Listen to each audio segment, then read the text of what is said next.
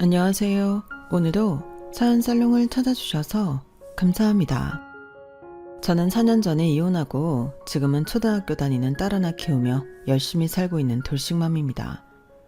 그리고 아주 오랫동안 꿈꾸던 예쁜 카페의 사장님이기도 한데요.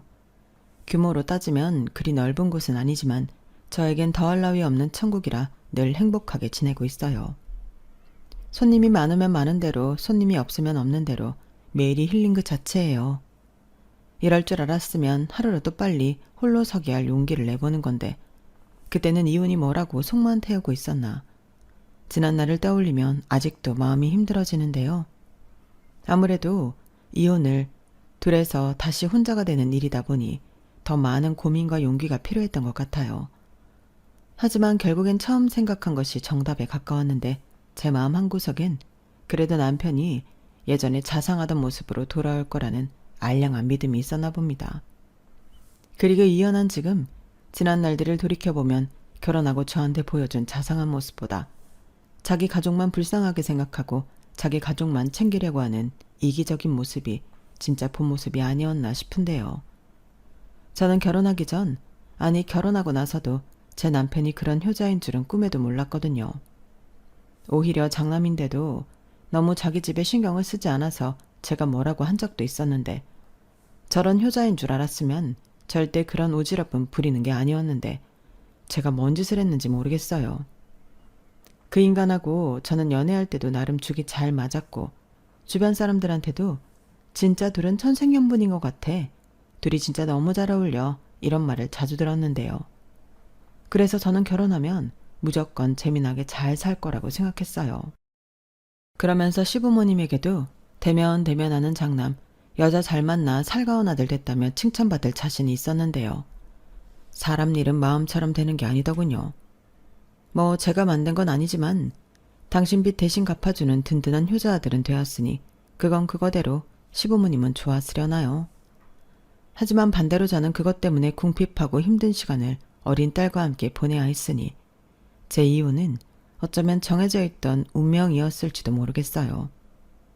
그것도 모르고 좋다고 남편과 연애를 하고 행복한 결혼을 꿈꿨다니 아무것도 모르고 행복하다고 생각한 과거의 제 자신이 안타깝기만 한데요. 저도 뭐 결혼하고 제가 이렇게 살 줄은 정말 몰랐죠. 아마 남편도 그건 마찬가지였을 거예요. 남편과 저는 회사 거래처에서 만나 3년 넘게 연애했는데 연애하면서 크고 작게 다투긴 했어도 정말 재미나게 연애를 했거든요. 둘 다 걷는 것도 좋아하고 액티비티한 것들도 좋아해서 남들 그냥 영화 보고 맛집 가는 데이트할 때 저희는 같이 등산도 하고 자전거도 타고 때론 배낭여행도 다니면서 예쁜 추억을 많이 만들었는데 그래서 저도 남편도 서로 영혼의 단짝이라도 만난 듯 좋아 지냈어요. 그리고 결혼하고 나서도 둘이 정말 재미있게 살았는데요. 문제는 저희가 결혼하고 4년 정도 지났을 때 생겨났죠. 시아버님이 갑자기 쓰러지시면서 풍이 왔거든요. 그로 인해 하시던 일도 못 하시게 되셨고 그래서 그때까지 매달 30만 원 정도 보내드렸던 용돈을 100만 원씩 보내드리게 되었어요. 그때가 하필이면 제가 임신하고 있었을 때라 그게 많이 부담스러웠거든요.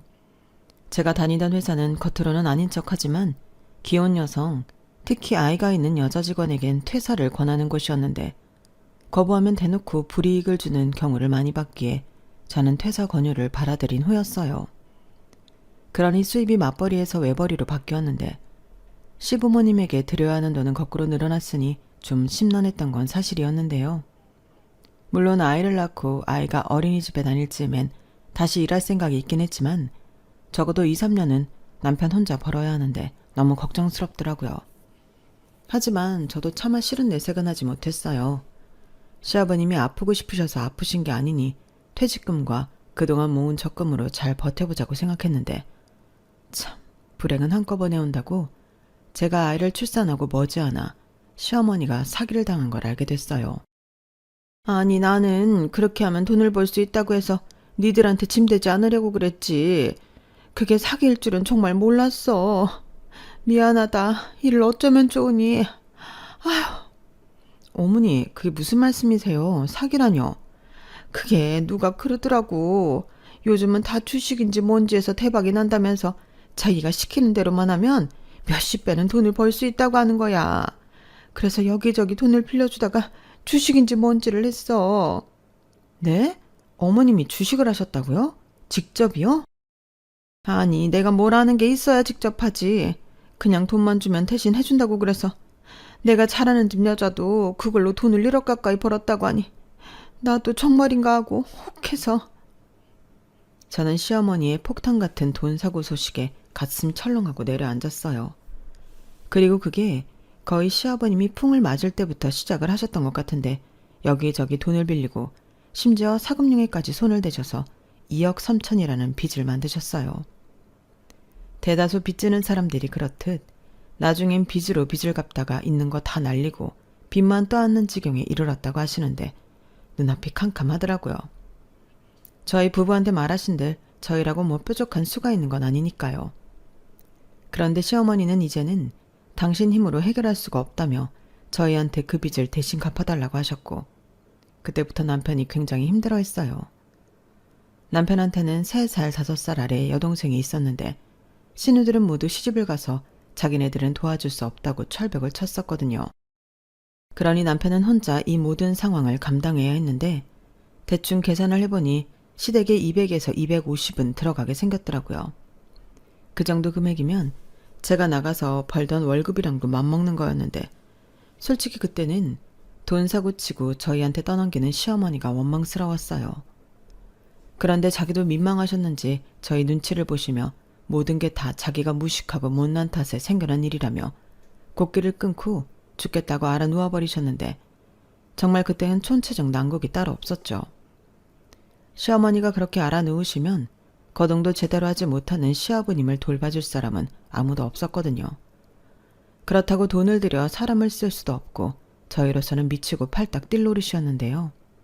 게다가 저는 아이를 낳은 지 얼마 되지도 않은 상태였기 때문에 시댁에 들락날락 할 수 있는 상황도 아니었기에 남편이 매일 한숨을 쉬며 불면증에 시달렸어요.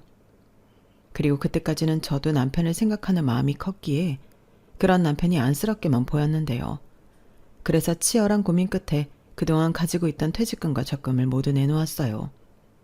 그러자 남편은 고맙고 미안하다며 굵은 눈물방울을 뚝뚝 흘렸는데 저는 그렇게 해서라도 이 상황을 같이 극복하고 싶었어요.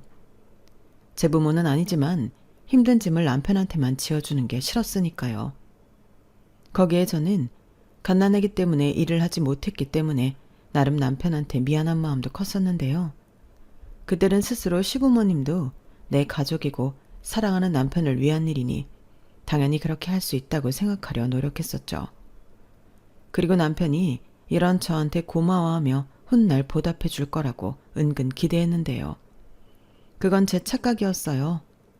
억울하게도 고마운 건 그리 오래가지 않더라고요. 오히려 남편은 남편대로 저는 저대로 돈이 없어 힘드니까 나중엔 둘 다 예민해져서 작은 일에도 다투는 일이 많아졌는데 차라리 그 돈을 남편한테 주지 않고 제가 갖고 있었더라면 오히려 낫지 않았을까 후회가 됐어요. 하지만 후회한들 이미 돈은 없어져 버렸고 다른 건 몰라도 아이한테 무언가 제대로 해줄 수 있는 게 없는 엄마로서 너무 괴로웠는데요. 엄마 마음이 그렇잖아요. 내 애한테는 뭐든 제일 좋은 걸 해주고 싶은데 제일 좋은 건 고사하고 제일 싼 것도 해줄 수 있는 형편이 못 되니 큰맘 먹고 한 일이 결국엔 후회로 돌아왔어요. 그리고 이런 제 속도 모르는 남편은 아무것도 모르면서 아이 키우는데 돈이 많이 들어가는 건 전부 부모 욕심 때문이라며 자기는 그런 사람들이 한심하다고 하는데 저는 저렇게 현실성 없고 무책임한 말을 하는 남편이 한심해 보였어요. 자기 부모 챙기는 일엔 그렇게 열과성을 다하면서 자기 자식 챙기는 일에는 저렇게 무관심할 수 있나. 나중엔 화가 나더라고요. 그래도 다행히 나라에서 주는 육아수당이 있어서 급한 건 그거대로 해결할 수 있었지만 그걸로 애를 온전히 키우는 건 역부족이었죠. 하지만 남편은 나중엔 그 육아수당도 아까워했는데요. 그 돈도 시부모님 들여서 조금이라도 더 빨리 빚을 갚고 싶다고 하더군요. 말도 안 되는 일이죠. 그래서 저는 절대 그럴 수 없다고 통장을 꽁꽁 숨겨버렸어요. 애기 앞으로 나오는 돈인데 그 돈까지 시부모님한테 들어가게 될 수는 없잖아요. 그리고 어떻게 자기 딸한테 나오는 수당까지 탐을 낼 수 있냐고. 남편이랑 정말 대판 싸웠는데 어찌나 서럽던지. 자상하고 저한테 잘했던 그 남자는 어디로 갔나 너무 힘들어서 매일 울었어요. 아마도 그때는 먹고 사는 일이 바빠 인지하지 못했지만 산후 우울증도 있었던 것 같았는데 남편은 자기 부모 도울 생각에 힘들어하는 자기 마누라는 보이지 않는 것 같았어요. 그러면서 세상에서 자기랑 자기 부모가 제일 불쌍하다고 생각하는지 집에 오면 저를 돕거나 아이 볼 생각도 하지 않고 술만 먹었는데요. 어느 여자가 그 꼬라지를 좋게 보나요? 그러니 저와 다투는 날은 점점 많아졌죠. 저도 잠도 거의 못 자고 제때 먹지도 못하고 있는 실정이라 예민하고 짜증이 극에 달아 있었거든요. 그래도 마음 한편에서는 그럼에도 불구하고 힘든 남편을 이해하려고 노력도 많이 했는데 지금 생각해보면 내가 왜 그런 쓸데없는 노력을 했을까? 후회가 밀려오네요. 저는 나름 힘들어도 남편과 잘 지내고 싶었어요. 그게 가정을 지키는 거라고 생각했거든요.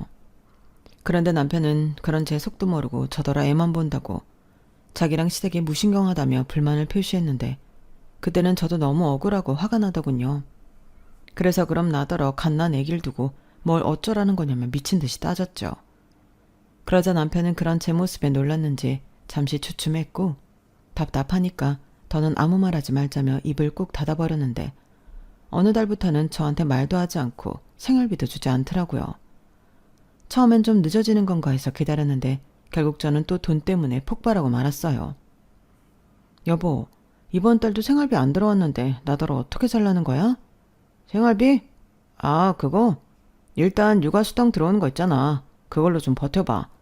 내가 공과금이랑 보험은 밀리지 않게 하고 있으니 걱정하지 말고 그냥 우리 쓰는 것만 그걸로 해결하자.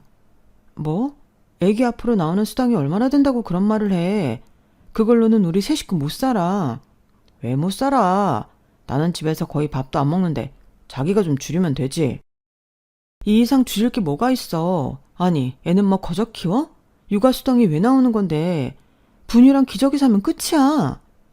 무슨 그걸로 끝이야. 그리고 나도 진작부터 얘기하고 싶었는데 돈이 아까워서가 아니라 왜 애기한테 분유 먹여? 원래 모유가 더 좋은 거 아니야? 그리고 기저귀도 그래. 일회용 기저귀가 편하긴 하겠지만 그거 피부에 안 좋은 거잖아. 게다가 환경에도 안 좋은 거고. 그냥 옛날 스타일로 청기저귀 써. 그럼 분유랑 기저귀 해결되네. 지금 뭐라는 거니? 그럼 그 기저귀는 누가 빨아? 자기가 퇴근하고 밤마다 애기 똥기저귀 삶아서 빨아줄 거야?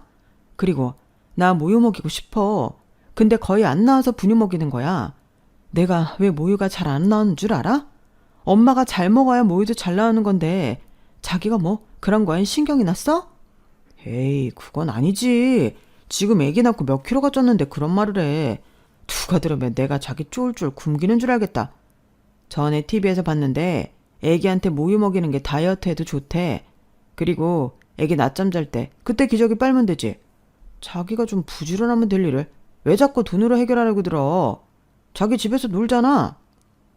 저는 남편의 말에 이성의 끈이 끊어졌어요. 제가 집에서 놀다니. 여태 그렇게 생각했냐고 그날은 정말 미친 사람처럼 난리를 쳤네요.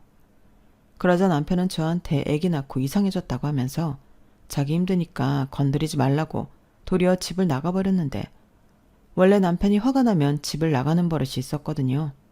그리고 하루가 지나면 언제 그랬냐는 듯 아무렇지 않게 집에 돌아오곤 했는데 어디에 가는지 궁금해 물어보니 찜질방이나 PC방에 간다고 하는데 무슨 사춘기 애도 아니고 저런 걸 남편이라고 믿고 사는 제가 한심하게 느껴졌어요. 그래서 남편한테 기대하기보다 저 스스로 살궁리를 하는 게 빠를 것 같다는 생각을 하게 되었고 우선 급한 대로 집에서 부업 같은 걸 하면서 푼돈이라도 벌려고 했는데요. 지금도 그때를 생각하면 눈물이 날 지경이에요.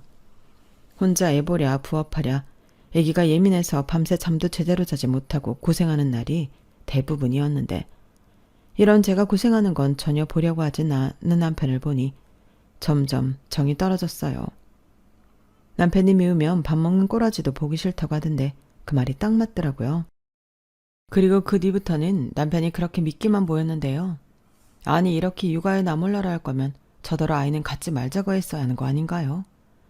남자들이 다 그런 건 아니겠지만 남편은 애는 혼자서 알아서 크는 줄 아는 이상한 사람이었어요. 왜 어르신들이 그러시잖아요. 애는 지 밥그릇을 가지고 태어난다고. 정말 현실성이라고는 1도 없는 말인데 남편은 그 말을 믿는 사람이더라고요. 그러니 저와 계속 부딪힐 수밖에 없었고 저는 점점 벼랑 끝에 몰린 사람처럼 힘들어졌는데 그럴 때마다 그나마 위안이 되었던 건 인스턴트 음식이었어요. 가장 빨리 맛있게 먹을 수 있는 게 그런 것들이다 보니 그걸로 끼니와 간식을 해결하게 되었죠. 그래서 그런가 영양가는 없는데 살은 계속 쪘고 제가 살이 찌니 남편은 저를 한심하게 봤는데 거기에 한술 더 떠서 시어머니도 저를 보며 뭐라고 하셨죠. 너도 참 팔자가 편에 빠졌구나. 아니 집에서 애 본다고 얼마나 퍼져 있으면 몸이 그 모양이야. 너도 눈이 있으면 네 몸뚱이 좀 봐라. 너 그러다고 굴러다니겠다? 아니 살이 그렇게 쪄서 어쩌려고 그래. 그러다 내 아들 바람나면 내 아들 잘못이라고 할 수 있니? 아휴 팔자가 좋으니 저렇게 살이 찌는 거지. 날 좀 봐라. 맨날 네 시아버지 병거나 한다고 고생만 해서 몸이 빼빼 말랐잖아. 그럼 너도 양심이 있으면 네가 시아버지 병수발이라도 들겠다고 해야 하는 거 아니냐? 너만 이렇게 팔자가 늘어지면 되겠니? 애 핑계 댈 것 없어. 나는 네 남편이랑 네 신우 키우면서 시부모 두 냥반 다 모시고 살림까지 다 했어. 아유 내 팔자야. 며느리도 있는데 내가 왜 이런 고생을 하고 살아야 하니? 아유 차라리 죽는 게 낫지. 저는요 저 말을 듣는데 너무 어이가 없어서 웃음이 나왔어요. 사람이 너무 화가 나면 웃음이 난다는 걸 그때 처음 알았죠.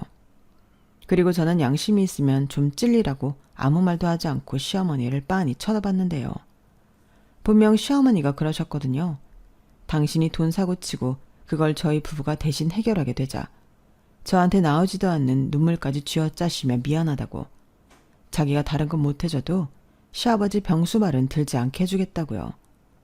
물론 그 말을 믿고 나몰라라 할 생각은 아니었지만 상황이 상황인지라 저도 거기까지는 신경을 쓸 수 없었어요.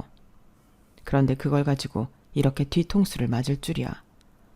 전혀 상상도 하지 못한 일이었는데 제가 뭐라 대들지 않고 어이없다는 눈으로 빤히 쳐다만 보고 있으니 자기도 나중엔 민망한지 헛기침만 하시고 자리를 비키셨어요.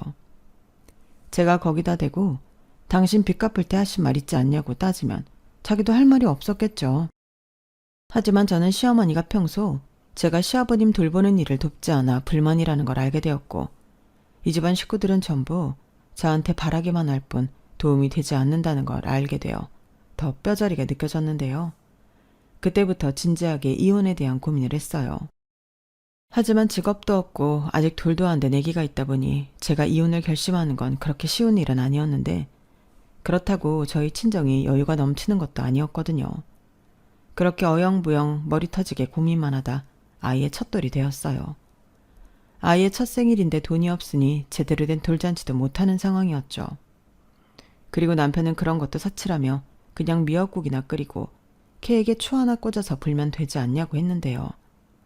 제가 너무 속상해 친정엄마한테 말하니 친정엄마가 무슨 그런 거지 같은 말이 다 있냐며 돌상을 집에서 차려주셨어요. 그리고 저희 친정아빠가 돈 300만 원을 주시며 필요할 때 쓰라고 하셨는데 남편 눈이 번쩍 하더군요. 그래서 제가 잽싸게 그 돈을 가방에 숨겼는데 나중에 집에 올 때 남편이 기분 나빴다며 불만을 이야기했어요. 자기가 무슨 그 돈을 탐내는 사람처럼 그렇게 숨기냐고 장인 장모님한테 자기를 뭐라고 생각하시겠냐고 따지는데 제가 말했죠. 서운해도 어쩔 수 없다고요. 내가 오죽하면 그래? 나 자기한테 생활비 언제 받았는지 기억도 안 나. 그리고 우리 엄마 아빠 아니었음 우리 딸 돌상도 못 차려주고 넘어갈 판이었는데 내가 안 그러게 생겼어? 그래. 내가 아주 못난 남편의 죽일 놈이다. 됐냐? 내가 중간에서 얼마나 힘든지도 모르면서. 자기는 뭐 내가 힘든 거 신경이나 써? 각자 힘든 건 각자 알아서 해. 너 진짜 말 기분 나쁘게 한다. 각자? 우리가 각자야? 그리고 당신이 돈 생겨서 하는 말이 아닌데 나 이번에 카드값이 진짜 많이 나왔어. 아버지 모시고 병원 검사를 좀 했는데 그게 많이 비쌌거든. 우선 카드값은 밀리면 안 되니까 그 돈 내가 먼저 쓰자. 다음 달에 월급 받으면 그때 줄게. 훅 키고 있어. 됐어. 시댁에 매달 드리는 돈 빼면 얼마나 남는다고 그 말을 믿어? 그리고 그럴 돈 있으면 생활비부터 줘야 하는 거 아니야? 저는 아이 첫 생일이라는 것도 있고 마치 불붙은 나무처럼 그렇게 차에서 남편과 대판 싸웠어요. 그리고 그 돈은 주지 않았는데요. 그러자 남편이 이게 무슨 가족이고 부부냐며 서운하다고 입이 대빨 나왔어요. 하지만 이미 퇴직금을 홀랑 주고 후회를 했던 저였기에 그 돈만큼은 주고 싶지 않았는데요. 그리고 이젠 더는 남편만 믿고 살 수 없기에 조금 이르긴 했지만 아이를 가정 어린이집에 맡기고 일을 하려 구직 활동을 했어요. 아이만 생각하면 그러고 싶지 않았지만 어쩔 수가 없더라고요. 그리고 제대로 직장을 잡으면 이혼할 생각도 있었는데 우선 친정에서 준 300만 원이 있으니 그것으로 근근히 버티며 적은 벌이라도 안정적인 직장을 잡으려 발로 뛰어다녔어요. 그러다 예전 일하던 회사에서 친하게 지내던 언니한테서 사무실 하나를 소개받았고 언니는 저보다 먼저 아이 때문에 퇴사를 했던 사람으로 제가 상황을 더 잘 이해하고 있어서 도움을 받기가 좋았어요. 언니는 제 상황을 듣고 마치 자기 일처럼 안타까워했는데 그 언니도 이혼을 한 터라 제 상황을 모른 척 하지 못하는 것 같더라고요. 제 입장에서는 너무 고마운 일이었죠. 그래서 구직 활동한 지 4개월 만에 직장을 다니게 되었고 저는 언니의 조언을 바탕으로 이혼을 본격적으로 준비했는데 그러면서 남편은 말은 하지 않았지만 많이 힘들어했어요. 나중에 알고 보니 자기도 맨날 마이너스에 시달리는 게 힘들어 주식과 코인 같은 곳에 눈을 돌렸던 것 같은데 거기서 좀 재미를 보다 한 방을 꿈꾸며 있는 걸 모두 거기에 걸어놓은 모양이었어요. 그러면서 지도 자존심이 있으니 저한테는 아무 말도 못하는 거였는데 저한테 이미 생활비도 주고 있지 않으니 더 말하지 못했겠죠. 그러다 제가 취직을 하고 소득이 생기니 살금살금 눈치를 보기 시작했는데 저는 그게 돈 달라는 신호인 줄 뻔히 알면서도 모른 척했어요. 당연하죠. 어차피 갈라설 사이인데 제가 그런 놈한테 제 피 같은 돈을 줄 리가 없잖아요. 그러다 시댁에 돈이 입금되지 않았는지 시어머니가 방방 뛰며 전화를 거셨는데요. 처음에 대신 빚 갚게 해서 미안하다는 사람은 오간데 없고 빚쟁이 빚독촉하듯 왜 돈이 여적 입금이 안 됐냐? 혹시 까먹었냐? 까먹을 게 따로 있지. 그 돈 없으면 나랑 평균 아버지 죽는 거 모르냐? 당장 지금 돈 보내라! 하시며 저한테 화를 내셨어요. 돈은 제가 입금하는 게 아니고 남편이 하는 건데 그걸 모르시는 건지 저한테 필요 이상으로 화를 내시며 막 뭐라고 하시더라고요. 그래서 돈은 원래 제가 입금하지 않는다고 저한테 이러지 마시고 아들한테 전화하시라고 그렇게 말하고 전화를 끊어버렸는데 시어머니라는 사람도 저 모양이니 저야말로 하루라도 빨리 이혼하고 싶은 마음밖에 없었어요. 그래서 친정에도 상황을 얘기하고 저는 회사 입사 3개월쯤 변호사 찾아가 이혼 상담을 받았어요. 아무래도 상황 돌아가는 걸 보니 남편이 합의 이혼을 하지 않을 것 같았거든요. 그리고 필요한 서류를 몰래 준비하기 시작했는데 그때 시어머니 생신이 다가왔어요. 애기 돌도 못 챙긴다는 사람이 돈도 없으면서 그래도 자기 엄마 생일 외식은 해야 하지 않겠냐고 가자고 하는데 진짜 너무 꼴보기 싫은 거 있죠. 그래서 저까지 가면 돈 많이 나오니 그냥 혼자 가서 사드리라고 했는데 그럼 남들이 뭐라고 생각하겠냐고 며느리랑 손녀가 같이 가야 한다고 고집을 부렸어요. 아니 돈돈돈 거릴 때는 언제고 빤히 없는 거 아는데 남들 시선을 왜 신경 쓰는지 저는 끝까지 싫다고 했는데요. 시어머니가 기대에 잔뜩 차서 저희 집으로 오셨어요. 같이 가는 걸로 알고 있다며 신이 나서 한껏 꾸미고 오셨더라고요. 그리고는 제 딸을 안고 오구 우리 손녀 할미 보고 싶었어요 하며 나가시는데 어찌나 황당한지 어쩔 수 없이 저도 따라 나서게 되었죠. 그리고 이 인간이 길을 쓰고 저를 데려가려고 했던 목적이 있었는데 예약은 지가 하고 돈은 저더러 내라고 했어요. 내가 말이지 카드가 다 막혔어. 이번만 자기가 내. 뭐? 설마 돈 낼 사람 없어서 나 데리고 온 거야?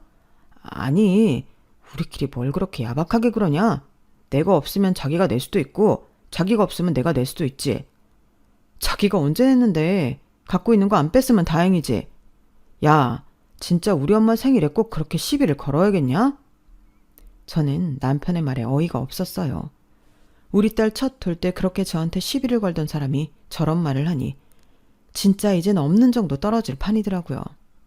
그래서 이거나 먹고 떨어지라는 심정으로 대신 계산을 했는데 시어머님이 그걸 보시고는 저한테 이렇게 말씀하셨어요. 어머나, 우리 며느리가 계산한 거야? 이래서 여자도 돈을 벌어야 하는 거야. 우리 며느리 멋지다. 이젠 여자도 돈을 벌어야 하는 세상이지. 그래야 공평하고 평등하다고 할 수 있는 거 아니겠어? 나는 네가 우리 아들한테 큰 소리 치고 살아도 된다고 생각한다. 너도 똑같이 일하는데 그래야지. 집안일도 막 시키고 그래. 시어머니는 제가 계산을 하자 신이 나서 막 떠드셨어요.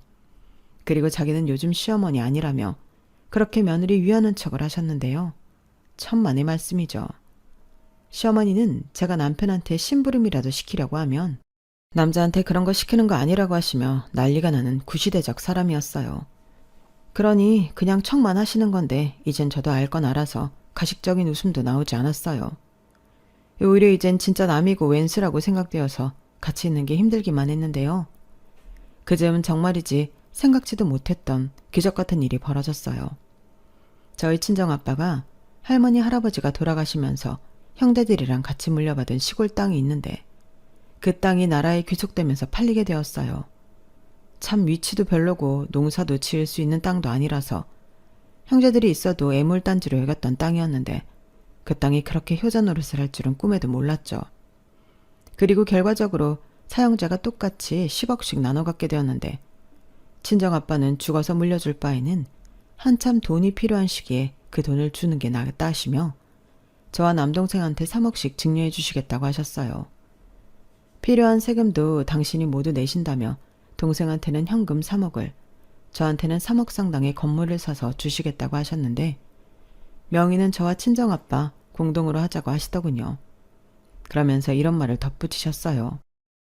어차피 돈으로 주면 그 인간들이 벌떼처럼 널 괴롭힐 게 분명하고 네 이름으로 건물 주면 당장 그거라도 팔아서 현금화하자고 할 것이니 우선은 이렇게 하자. 그래야 팔자는 소리를 못하지. 그러다 나중에 너 이혼하면 아빠가 온전히 네 앞으로 명의해 줄 거니까 그렇게 알고 네 남편한테도 그렇게 말해. 아빠가 그냥 공동명의로 한다고 했다고. 그리고 불만 있으면 장인한테 가서 따지라고 하고 너는 빠져. 알겠니? 저는 아빠의 말에 고개를 끄덕였어요. 저도 그게 100번 1000번 좋다고 생각했거든요. 하지만 그 사실을 안 남편은 입에 개거품까지 물며 난리가 났는데요. 사람이 돈 앞에서는 눈이 돌더라고요. 아니, 이게 말이 돼? 처남한테는 돈으로 주고 왜 자기한테는 건물을 줘? 그것도 공동명의? 지금 장난해? 왜 이렇게 성질을 내? 어차피 그거 우리 친정 재산인데 이렇게 주든 저렇게 주든 상관할 수는 없지. 그냥 주시는 것만으로도 감사하다고 생각해야 하는 거 아니야? 아니, 그 말도 맞는데 지금 당장 우리가 돈 때문에 힘드니까 그렇지. 안 되겠다. 내가 장인어른 찾아뵙고 말을 해야겠어. 굳이 지금 건물을 왜 사? 남편은 마치 자기 앞에 돈이 생긴 것처럼 눈을 뒤집고 흥분했어요. 저런 걸 남편이라고 환희부를 덮었다고 생각하니 토가 쏠리더라고요. 한때는 영혼의 단짝이라고 생각했는데 원수도 저런 원수가 없었어요. 그리고 그 소식은 빠르게 시어머니한테도 들어갔는데요. 시어머니도 역정을 내시며 저더러 바보냐고 너도 현금으로 달라고 했어야 하지 않냐며 뭐라고 하셨는데요. 그래놓고 이건 저희 친정에서 저와 제 동생을 차별하는 거라고 이간질까지 하셨어요. 그래서 저도 화가 나서 왜 말을 그렇게 하냐고 쏘아붙였는데요. 이봐봐. 아니 너는 나한테는 그렇게 잘하면서 네 부모한테는 왜 그렇게 물러 터졌냐? 네 부모 너한테 돈 안 주려고 수쓰는 거야. 그러니까 네 명의도 아니고 공동명의로 한다고 하는 거지. 너는 뇌 없냐? 머릿속에 똥만 찼어? 어머니, 말씀 함부로 하지 마세요. 저희 아빠가 오죽하면 그러세요. 저희 아빠도 이미 어머니랑 어머니 아들이 이렇게 돈덩거릴 줄 알고 그러신 거예요. 안 그러면 그 돈이랑 그쵸. 그 돈 홀랑 어머니 빚 갚는 데 쓰자고 하실 거잖아요. 제 말 틀려요? 그야 내가 남이야? 내가 빚을 해결해야 나도 살고 니들도 살지. 우리 다 같이 잘 먹고 잘 살자고 하는 말을 왜 그렇게 꼬아서 듣냐? 네가 그러고도 내 며느리야? 그 며느리 이젠 그만하고 싶네요. 저 이혼할 거예요. 이미 준비도 다 끝났고 이젠 어머니 며느리 없으니까 그런 줄 아세요. 뭐야? 야! 야! 저는 시어머니가 아무리 저를 불러도 전화를 끊어버렸어요. 그리고 자기 엄마한테 이혼 소식을 들었는지 남편이 난리를 쳤는데요. 눈앞에 돈이 아른거리니 제가 혼자 살 생각으로 이혼 소리 한다며 자기는 죽어도 절대 이혼 못 해준다고 하더군요. 뭐 그럴 거라고 이미 예상은 했어요. 그래서 저는 그러거나 말거나 소송할 거라며 이미 내가 이혼할 수 있는 사연은 차고 넘친다고. 남편 노릇 아빠 노릇 한 거 뭐 있냐고 따지니 지도 그 정도는 머리가 돌아가는 듯 아무 소리를 못했는데요. 그러면서 부부가 살다 보면 이런 일도 있고 저런 일도 있는 거지. 어떻게 자기는 이혼하자는 말을 해? 내가 일부러 그랬어? 우리 좋았잖아. 내가 앞으로 자기랑 우리 딸 행복하게 해줄게. 솔직히 손바닥도 마주쳐야 소리가 나는데 나만 잘못이 있나? 부부 문제는 결국 부부 공동의 책임이야. 공동의 책임? 내가 왜? 자기가 언제 나 신경이나 써봤어? 나 임신 중에 당신 집 일 터지고 제대로 먹지도 못하고 몸조리도 못했어. 지금도 날씨 나쁘면 여기저기 얼마나 시리고 아픈 줄 알아? 거기에 자기는 애기 F로 나눈 수당까지 달라고 했지? 당신이 그런 쓰레기야. 당신은 당신이 벌어서 당신 집 구하는 데만 정신 없었잖아. 그래놓고 이제 와서 나한테 뭐라도 생기는 것 같으니까 이혼 못하겠다고 하는 거 아니야? 설마 내가 그러겠어. 그냥 제일 큰 문제가 그거였고 그걸 해결해야 우리도 사니까 그랬지. 나도 뭐 중간에서 힘들었어. 나라고 마음이 편했겠냐? 근데 어떡해. 늙고 병든 부모를 버려. 당신이면 그럴 수 있어? 나는 당신이 어떻게 생각할지 모르지만 장인 장모님이 그런 상황이라고 하면 똑같이 했어. 아, 그러셔? 그렇게 마음 넓은데 왜 우리 아빠한테까지 찾아가서 돈 타령을 했을까? 그야 우리가 지금 사정이 너무 안 좋으니까 그랬지. 말은 바로 해. 우리가 아니라 니네 집 사정이 안 좋은 거야. 니네 집 사정 안 좋은 얘기를 내 부모한테 한 거라고. 남편 놈은 자기 집을 니네 집이라고 했다며 아주 정색을 하고 난리를 쳤어요. 지금까지 자기랑 자기 집을 남이랑 남의 집이라고 생각했냐며 그게 그렇게 아깝냐고 저를 피도 눈물도 없는 사람 취급하는데 나중엔 니 돈 내 돈 어디냐고 부부면 모두 공동재산이라고 말 같지도 않은 소리를 하더군요. 그래서 저도 호기롭게 말했어요. 알겠어. 그럼 당신이랑 이혼 안 하고 대신 친정에서 준다는 거 아무것도 안 받을게. 그럼 됐지? 우리 일이니까 우리끼리 알아서 하자. 제가 이렇게 말하니 이 남편은 답답해 죽겠다는 얼굴을 하고 저한테 너 바보지? 머리가 안 돌아? 준다는 걸 왜 안 받아? 그 돈이면 우리 행복할 일만 남았어. 1억 5천은 우리 집 빚 갚고 5천 정도는 내 빚 갚으면 그러고도 1억이 남는데 그럼 우리 그 돈 가지고 편하게 살지. 집도 사고. 뭐라고? 그 돈으로 니네 부모 빚을 갚자고? 그것도 반절이나? 우리 부모가 주는 돈을? 뭘 그렇게 따져. 어차피 그 돈이 그 돈이지. 됐어. 그러니까 나는 싫다고. 우리 아빠도 니네 집 빚 갚는 데 쓸까봐 건물 내 걸로 온전히 앞으로 안 해주는 거야. 그렇게 따지면 나는 당신 때문에 건물도 제대로 못 받는데 억울해야 하는 거 아니야? 내 말이 그니까 자기도 당당하게 그냥 달라고 해. 이왕이면 현금으로. 됐어. 누구 좋으라고. 그러니까 나는 너랑 안 산다고.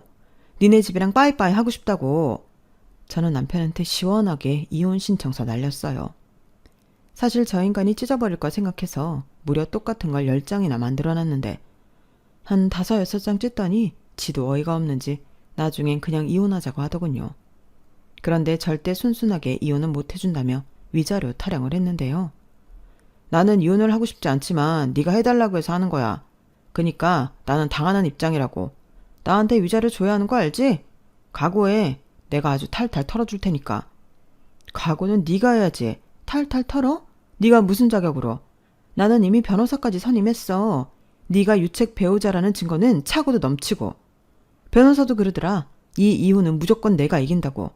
그니까 너도 변호사 사서 해봐. 저는 그렇게 말하고 짐을 쌌어요. 그러자 그 인간 얼굴이 사색이 되어서 망부석이 되었는데 지도 알았겠죠. 자기가 저한테 한 짓들이 있으니 상황이 불리하다는 걸요. 그리고 저는 친정으로 간 뒤 바로 이혼 소장 날렸고 소장을 받은 남편 놈은 완전 저자살로 무조건 잘못했다고 싹싹 빌기 시작했는데요. 그 꼬라지를 보니 속이 어찌나 시원하든지 이 맛을 보려고 그렇게 힘들게 살았나 싶은 생각도 들었어요. 그리고 발등에 불 떨어진 건 그놈뿐만이 아니어서 시어머니까지 저를 찾아와 애걸복걸 하셨는데 자꾸 이렇게 찾아와 사람 괴롭히면 당신 아들한테 위자료 더 뜯어낼 거라고 한 소리 하니 바로 꼬랑지 내리고 나타나지 않으시더라고요. 다만 문자로 이혼만은 하지 말라며 자기가 앞으로 평생 저한테 잘하겠다고 하는데 저는 믿지 않았어요. 정말 누굴 바보로 하는 건지 자기들 바닥을 이미 저한테 다 보여줘 놓고 이런 문자가 통할 거라고 생각했다는 게 더 기분 나빴어요. 그리고 빨리 끝날 줄 알았던 이혼 소송은 생각보다 엄청 길었는데요. 아이도 어리고 남편놈이 지저분하게 시간을 질질 끄니 1년을 훌쩍 넘기게 됐어요. 하지만 이미 제가 노력하지 않아도 증거가 너무 빼박이라 결과는 달라지지 않았고 위자료도 최대한으로 끌어모아 2천만 원 받게 되었는데요. 혼인기간이 길지 않아서 그게 최대라고 하더군요. 변호사님 말로는 이렇게 많이 받은 경우도 잘 없다며 억울해도 이해하라고 했어요. 대신 양육권은 제가 가지고 왔고 월 80만 원씩 양육비를 받도록 판결이 나와 그걸로 위안을 삼아야 했는데요. 그렇게 저는 지옥에서 해방될 수 있었고 친정 부모님은 회사 다니는 것도 좋지만 지금이라도 하고 싶은 일 있으면 공부를 해보라고 하셨는데요. 그때 번쩍하고 생각이 나더라고요. 왜 젊었을 때는 여러 가지 꿈을 꾸잖아요. 활동적인 걸 좋아하는 저였지만 저 역시 여자라 예쁘게 잘 차려진 카페를 보면 그게 참 좋았는데 그때 처음으로 카페 사장이 되고 싶다는 생각을 했어요. 제 취향껏 꾸민 예쁜 카페에서 일도 하고 저만의 시간도 갖는 그런 상상을 하니 그것만으로도 너무 행복하더라고요. 그래서 저는 바로 퇴사를 하지 않고 일과 공부를 병행했는데요. 사실 저희 아빠가 땅을 판 뒤로 여유가 생겨서 회사를 그만둬도 생활비를 지원해 주겠다고 하셨지만 저는 제 자신이 나태해질까봐 그러고 싶지 않았어요. 그리고 일하는 틈틈이 카페 창업할 생각을 하며 찾아보고 공부하는 것도 너무 쏠쏠한 재미였는데 그렇게 바리스타 자격증 따고 여러 인테리어 사진과 공부를 하니 매일매일이 너무 꿈만 같은 거 있죠. 그렇게 저는 조금씩 하지만 분명하게 제 미래를 설계해 나갔어요. 가게는 저희 아빠가 이젠 온전히 제 앞으로 해주신 건물 1층에 내기로 했는데 생각보다 너무 예쁜 공간이 나와서 깜짝 놀랐죠. 딸애도 와 여기 진짜 예뻐. 여기 이제 엄마 거야. 라고 하는데 눈물이 났어요. 아니 이런 날이 저한테 올 거라는 걸 누가 알았겠냐고요. 그리고 이젠 저한테 일어난 모든 일들이 하나하나 다 감사하게 느껴졌는데 이렇게 고마운 마음으로 살다 보니 제가 사는 세상은 온통 고마움으로 가득 차더군요. 예전에 그 인간하고 살 때는 온 세상이 다 차갑고 냉정한 지옥처럼 보였는데 이렇듯 사람 마음이 제일 중요하다는 걸 그때 깨달았어요. 그리고 앞으로 어떤 어려움이 있어도 마음만은 늘 다잡고 살자고 다짐했는데요. 저는 친정 부모님과 같은 건물에서 옆집 이웃으로 살게 되었죠. 그리고 아쉽지만 퇴사를 하고 본격적으로 카페 창업을 시작했는데 앞에서 말했지만 매일매일이 행복 그 자체였어요.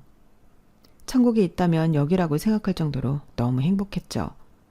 그러다 아이가 초등학교에 입학했고 다른 집처럼 아빠가 없어서 애가 혹여 주눅이라도 들어 걱정이 많았어요.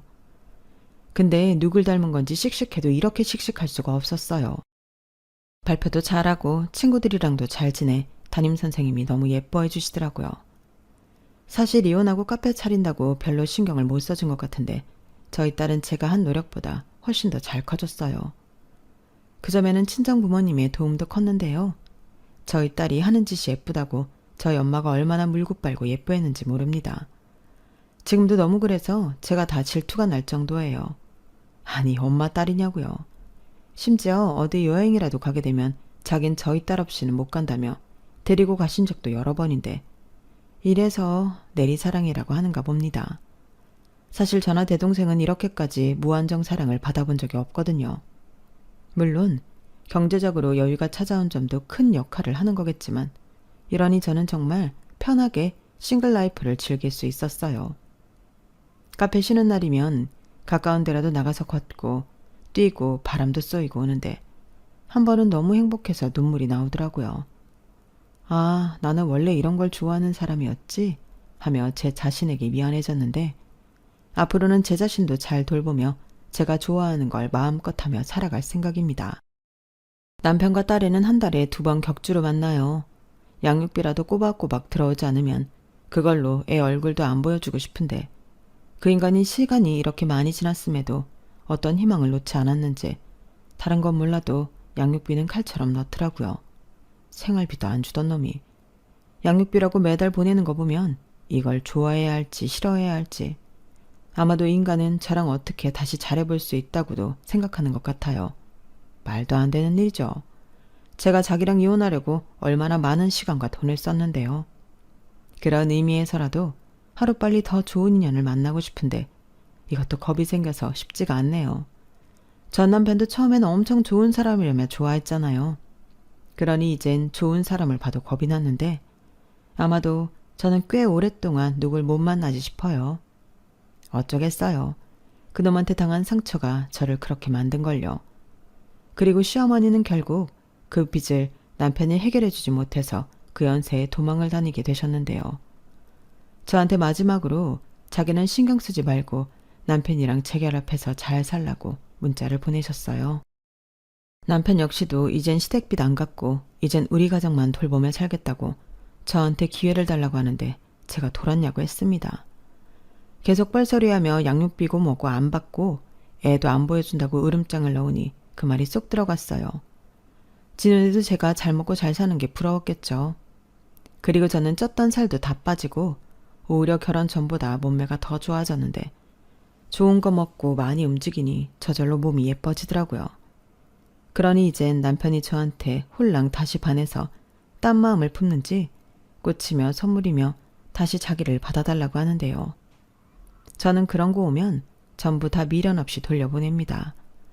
그리고 자꾸 그럼 선봐서 결혼하겠다고 하니 아니라며 안 그러겠다고 하는데 저 인간도 왜 저렇게 사는지 모르겠어요.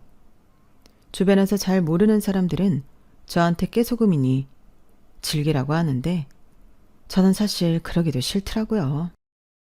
그냥 각자 소식 전하지 않고 알아서 살았으면 좋겠는데 제가 이상한 걸까요? 저는 그만큼 이젠 그 인간에 대한 어떤 마음도 사라지고 없는데 그 인간도 어서 빨리 저와 같은 마음이 되었으면 좋겠습니다. 아마 그 인간도 그 빚 다 갚아야 그런 마음이 들지 않을까 싶어요. 제 이혼 성공담은 여기까지예요. 지난날의 제 상황을 떠올리면 결혼 한번 잘못해서 너무 큰 고통과 상처를 받았는데 이제라도 행복하게 다시 제 인생을 살 수 있어서 다행이다 못해 친정 부모님한테도 저희 딸 아이한테도 감사한 마음뿐입니다. 이 감사한 마음 보답하는 마음으로 더 열심히 살아가려고요. 그리고 이렇게 글을 쓰고 있는 지금도 다시 찾은 행복에 너무 행복하기만 한데요. 이런 저의 행복의 기운이 제 사연을 듣고 계신 모든 분들에게 전달이 될 수 있었으면 좋겠습니다. 그럼 늘 행복하시고요. 건강하세요. 오늘도 내일도 모레도 행복하시길 진심으로 소원하겠습니다. 안녕히 계세요.